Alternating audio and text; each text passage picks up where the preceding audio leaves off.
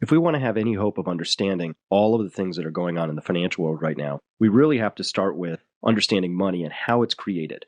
So here we're going to explore the process by which money is created. Let me introduce you to John Jenneth Galbraith. He taught at Harvard University for many years, and he was active in politics, serving in the administrations of Franklin Roosevelt, Harry Truman, John F. Kennedy, Lyndon Johnson. He was one of a few two-time recipients of the Presidential Medal of Freedom. Clearly a pretty accomplished and stand-up kind of guy. Now, about money, he famously said, the process by which money is created is so simple that the mind is repelled. We're about to discuss that very thing. If you don't get this segment the first pass, don't worry, because money creation is a truly bizarre thing to ponder, let alone accept. It's actually a very simple process, but really difficult to accept. First, let's look at how money is created by banks. Leaving aside for now where this money comes from, suppose a person walks into town with $1,000 and luckily a brand new bank with no deposits has just opened up.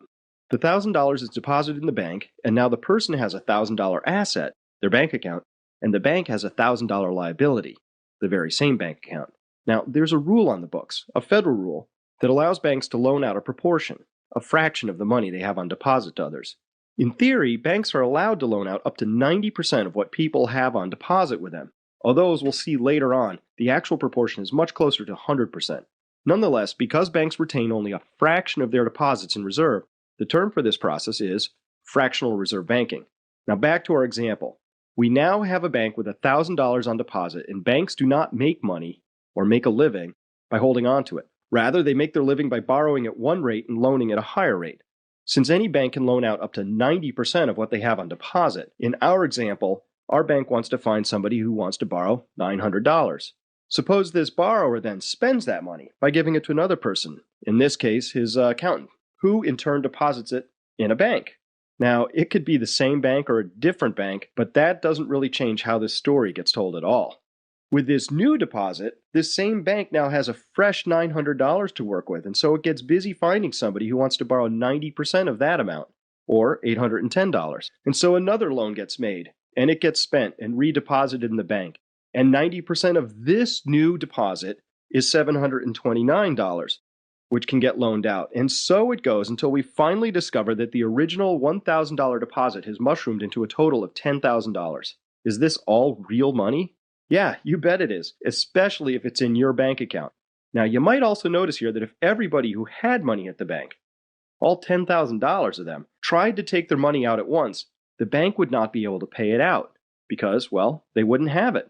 The bank would only have $1,000 hanging around in reserve, period.